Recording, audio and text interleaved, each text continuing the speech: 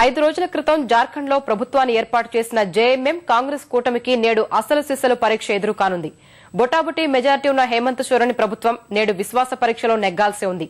తీర్మానం నెగ్గుతామని అధికార పక్షం ధీమా వ్యక్తం చేస్తున్నప్పటికీ ప్రతిపక్ష కూటమి ప్రయత్నాలు గుబులు రేపుతున్నాయి. రాష్ట్రపతి పాలన అనంతరం జార్ఖండ్ లో ఏర్పాటైన జార్ఖండ్ ముక్తి మోర్చా జేఎంఎం కాంగ్రెస్ ఆర్జేడీ సంకీర్ణ సర్కార్ విశేష పరీక్షకు సిద్దమైంది. ఈ నెల 13న ముఖ్యమంత్రిగా ప్రమాణ స్వీకారం చేసిన హేమంత్ సోరెన్ 82 మంది సభ్యుల శాసనసభలో 43 మంది సభ్యుల మద్దతు ఉన్నట్లు గవర్నర్ కు తెలిపారు. ప్రభుత్వానికి జేఎంఎం కు 18 మంది సభ్యులు, కాంగ్రెస్ కు 13, ఆర్జేడీ నుంచి 5 ఎమ్మెల్యేల మద్దతు ఉంది.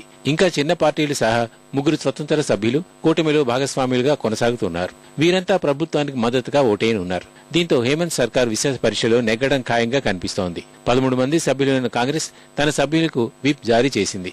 అధికార పార్టీకి చెందిన 2 ఎమ్మెల్యేలు సీతా సోరెన్, నళిన్ సోరెన్ అపహరణ, కుంభకోణం కేసుల ఆరోపణలు ఎదుర్కొంటూ అజ్ఞాతంలో ఉన్నారు. ప్రతిపక్ష కూటమి అధికార పక్షం ఎత్తులు చిత్తు చేసేందుకు కసరత్తులు చేస్తోంది. సభలో తానుకున్న 38 మంది సభ్యుల బలంతో పాటు అందుబాటులో ఉన్న ఇతర పార్టీల ఎమ్మెల్యేలతో సంప్రదింపులు జరుపుతూ తీర్మానాన్ని తమకు అనుకూలంగా మార్చుకునేందుకు ప్రయత్నిస్తోంది. ప్రతిపక్ష కూటమిలో బీజేపీకి సభాపతితో కలిపి 17 మంది, జార్ఖండ్ వికాస్ మోర్చా నుంచి 11, ఏజేఎస్యూ పార్టీ తరపున 6, 2 జేడీయూ సభ్యులు, 1 సిపిఐ ఎంఎల్ సభ్యుడు, సభలో ఉన్న ఆంగ్లో ఇండియన్ సభ్యుడు ఉన్నారు. వీరంతా ప్రభుత్వానికి వ్యతిరేకంగా ఓటు వేసే అవకాశం ఉంది. విశేష పరీక్షలో 2 పక్షాల ఓటింగ్ సమానమైన పక్షంలో సభాపతి ఓటును పరిగణనలోకి తీసుకుంటారు.